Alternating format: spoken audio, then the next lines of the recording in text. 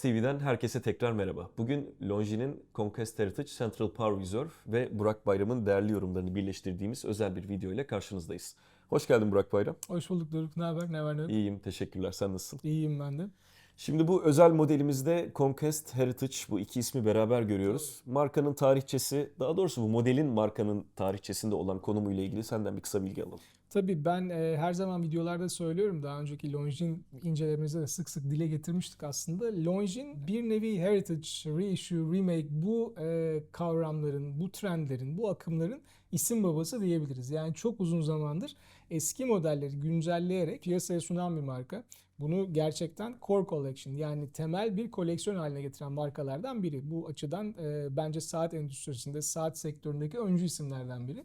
Tabii bir konuda öncü olduğunuz zaman bunun zaman içinde size getirdiği tecrübelerle birlikte bir liderlik de söz konusu oluyor. İşin know-how kısmını daha iyi biliyorsunuz, daha tecrübeli oluyorsunuz ve yaptığınız her üründe geçmiş modellere nazaran daha rafine detaylar sunuyorsunuz. Bugün inceleme için seçtiğimiz bu çok yeni model ailesi de aynen bu şekilde bir model diyebiliriz. Longine'in 1954 senesinde ürün grubuna eklediği bir model ailesi Conquest. Ama bugün aslında inceleyeceğimiz model markanın 1959 senesinde çıkarttığı özel bir modelin yeniden modern yorumlanması diyebiliriz. Bu özel model ne diye soracak olursanız 9028 referanslı 1959 senesinde tanıtılan bir model. Modelin en büyük özelliği de merkeze yerleştirilmiş bir güç rezerv göstergesi olması. Tabii biz aslında güç rezerv göstergelerini farklı pek çok yerde gördük. Yani daha önce central yani merkezi yerleştirilmiş bir örneğine rastlamasak da en azından modern saatler içinde pek çok farklı gösterimlerine şahit olmuştuk. Aslında Doruk belki bize biraz Power Reserve göstergesinin geçmişinden de bahsedebilir diye düşünüyorum. Kalan güç rezervi göstergesi tam olarak Türkçe'ye çevirdiğimizde aslında saatlerin mekanizmalarının daha çok kurmalı olduğu yıllarda ön plana Evet, çıkan bir kesinlikle. özellik. Hı Çünkü hı. içinde kalan işte güç rezerviyle saatin ne kadar daha çalışabilir olacağı bilgisi Doğru.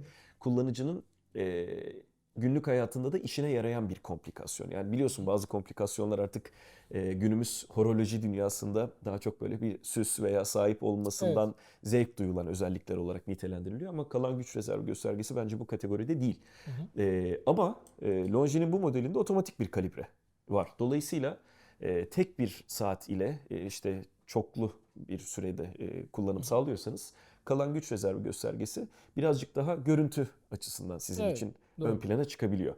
Hı hı. Tabii şu da var, artık günümüzde saat koleksiyonculuğu dediğimiz şey tek bir saatle yetinemeyenlerin zaten bir Değil arada mi? bulunduğu bir ortam. Doğru. Evet. Haliyle kalan güç rezervi göstergesi de diyorum tamam, bu en azından biraz daha çalışacak. İşte şunu alayım, kolumda birazcık Hı hı. hareketlendireyim, günlük hayatıma devam edeyim gibi bir etki yaratabiliyor. Şimdi kalan güç rezervi göstergesi çeşitlerine girdiğimizde aslında merkezi bir gösterim çok sık karşılaştığımız bir durum Ben değil. de öyle biliyorum. Doğru. Teknik açıdan olayı ele aldığımızda sonuçta ana zembereye bağlı direkt ya da işte bir takım çarklarla, Hı hı. redüksiyonlarla kadrana yerleştirilmiş ya da saatin arka tarafına, mekanizma Mekanizma tarafına tarafına doğru. yerleştirilmiş bir ibre ile biz aslında oradaki yayın ne kadar sıkıştığını ve dolayısıyla da ne kadar süre daha saatin hiç durmadan çalışabileceğine dair bir bilgi edinebiliyoruz.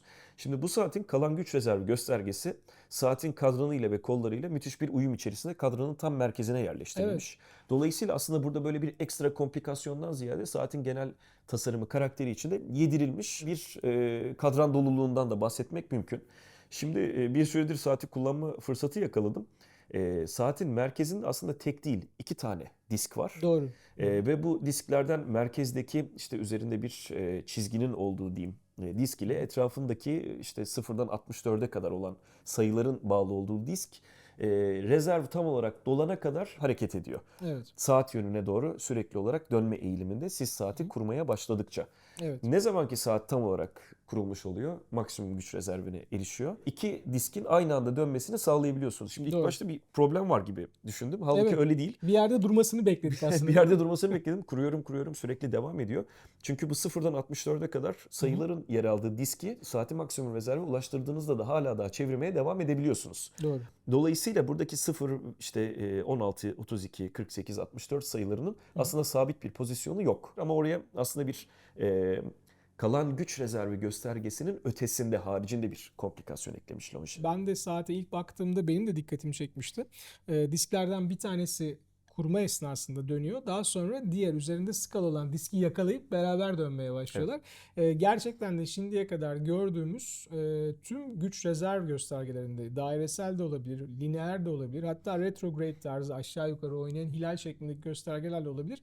Bir noktada gösterge duruyordu ve siz de durduğunda aslında bunun dolmuş olduğunu, maksimum rezerve ulaştığını görüyordunuz. Longines de aslında bu şekilde duruyor. Fakat disk sistem olarak dönmeye devam ettiğinden dolayı siz onu ilk başta daha henüz dolmamış olarak algılayabilirsiniz. Saate baktığımızda tabii ki sonuç itibariyle bu bir heritage olduğu için temel olarak aldığı bir model var ama günümüzde bu tür modelleri tekrar uyarlarken mutlaka modern dokunuşlar da yapılıyor. Longines'in de bu model için bazı modern dokunuşları var. Bunları da senden dinlemek isteriz. Şimdi en başta dikkatimi çeken dokunuş tabii ki 1959'dan günümüze gelene kadar artan bir kasa çapı. Doğru. Artmış ama o kadar güzel bir noktada durmuş ki Aynı şeyi artık düşünüyorum. dedim tamam, yani nihayet hani Longines ve diğer markalarda ideal bir sayıya ulaştılar. Umarım bu işte son belki 10-15 seneyi de kapsayan küçülme trendiyle beraber daha kibarlaşan, şık Evet. hale gelen, rafine çizgileri hale gelen ve Burak Bayram'ın deyişiyle proporsiyonları bana göre düzelen saat Bana akımı göre de öyle. devam eder. Şimdi 38 milimlik bir kasa çapı söz konusu. Longines'in serideki diğer saatlerinde, yani Longines koleksiyonu içindeki diğer saatlerde işte 38,5'lar var, 39'lar var, 40 ve Evet. üstü değerler var. Hep diyordum ya şu biraz 38'lere inseler, nihayet bu saatte o değere ulaştık. Saatin genel kasa oranları, işte kasa ölçüleri benim için hani şık bir artık bir dress watch olarak nitelendirmiyorum. Aslında günlük kullanıma da son derece uyumlu ölçülerde. Aynı şeyi düşünüyorum. Ben de birkaç ekleme yapayım. Burada saatin detaylarıyla ilgili çok güzel buldum. Kadranda kullanılan çift diskli güç rezerv göstergesi kadrana sektör kadran, yani sektör dial Doğru. dediğimiz o çift motifli ya da birden fazla motifli havayı katmış. Bu benim çok hoşuma giden bir detaydır her zaman. Başka markalarda da bu tür saatleri çok severim. Sık sık da dile getiririm. Bu modelde gerçekten bunun güzel bir şekilde işlenmiş olduğunu düşünüyorum. Belki burada amaç bunu böyle yapmak değildi ama sonuç itibariyle kullanılan güç rezerv göstergesinin böyle bir sonucu olmuş. Ben bunu olumlu hanesine yazıyorum açıkçası bir özellik olarak. Bunun dışında saatte yandan baktığımızda yüksek kenarlı box type dediğimiz ve hafif kubbe kesim bir safir kristal cam var. Bu da saatin 1959'daki orijinal modelin Hezalit yani Mika camına bir gönderme olarak orada durduğunu düşündüğüm bir detay. Bence bu da gerçekten güzel olmuş. Bu arada Swatch Group Longines Türkiye'deki arkadaşlarımıza tekrar teşekkür etmek istiyorum buradan. Koleksiyondaki 3 saatin tamamını bizlere göndermişler. Bende şu an antrasit kadranlı ve pembe altın aksentli olan model var. Pembe altın indeks ve kollara sahip. Doruk'ta siyah olan var. Elimde de bej renk kadranlı olan var. Hepsi birbirinden güzel. Kolunuza denemenizi tavsiye ederim. Gerçekten çok güzel modeller. Boynuz yapısının hafif kalın ama boynuz açıklığının kısa olması bence ince bileklerde bile rahatlıkla taşınabilmesini sağlıyor. Bu da önemli bir detay. Burada tabii bonus olarak bir açık arka kapağımız var. Açık arka kapak Doruk'un dediği gibi aslında segmentlere göre değişmekle birlikte mekanik saat kullanıcıların çok hoşuna giden bir detay. O bakımdan aslında bunu da bir artı olarak düşünebiliriz diye düşünüyorum. Şimdi sen anlatırken ben de kafamda kısa kısa notlar alıyordum. Hı hı. Mesela bu box type, yani hafif bombeli safir Evet. kristal camdan bahsettin. Şöyle enteresan bir durum var. Bu tarz böyle yüksek bombeli camlara sahip saatlere Hı hı. baktığımda camın kalınlığının saatin genel kalınlığına görsel olarak o kadar da etki etmediğini fark Evet. ediyorum ki bazı üreticiler saatin kalınlığından bahsederken cam hariç kalınlığı ve cam dahil kalınlığı şeklinde iki tane ölçü verebiliyor. Longines bunu Doğru. yapmıyor. Hı hı. Çünkü kenardan baktığınızda oradaki o tepede bulunan şeffaf kısım evet bir elinizde bir kalınlık hissetmenize sebep oluyor ama görüntüde o kadar saati kalınlaştırmıyor. Hı hı. Dolayısıyla saatin işte o vintage havasını, işte heritage havasını pekiştiren Evet. Evet. ama konforu bozmayan bir detay Kesinlikle olarak katılıyorum. bu tarz camları değerlendirebiliriz. Ben biraz da saatin kalibresinden bahsedeyim. 1959'daki modelde aslında elden kurma bir kalibre vardı gayet doğal olarak. Ama Longines burada bahsettiğimiz modern dokunuşları kalibre kısmında da uygulamış. Tabii bu iyi mi kötü mü gibi bir ayrım yapmayacağım. Ben saatin elden kurmalı olmasını tercih eder miydim? Açıkçası uzun aralıklarla takacağım bir saat olduğu için bence otomatik olmasında çok büyük bir problem yok. Aynı zamanda kullanıcı kitlesine erişim tarafından hala otomatiğin elden kurulmaya nazaran çok daha fazla tercih Doğru. edildiği de bir gerçek. Dolayısıyla aslında Longines'in burada biraz sağduyulu bir seçim yaptığını düşünüyorum.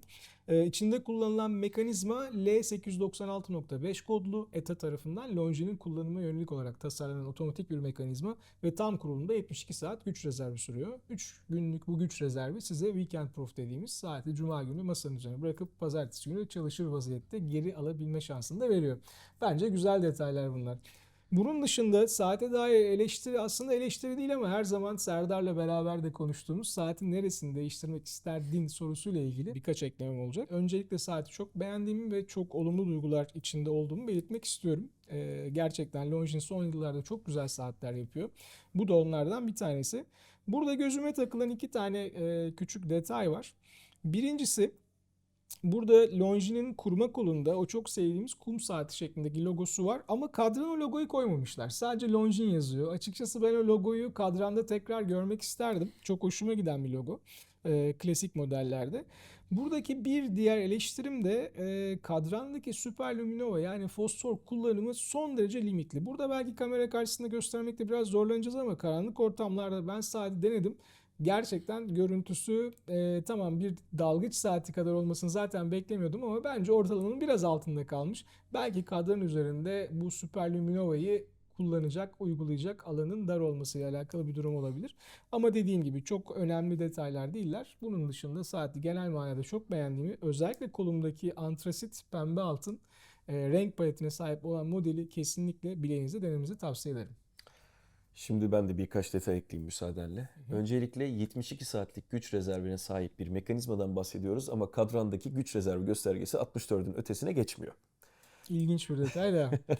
Burada Longines yetkililerine sesleniyorum. Neden böyle bir detay eklediler saate? Evet.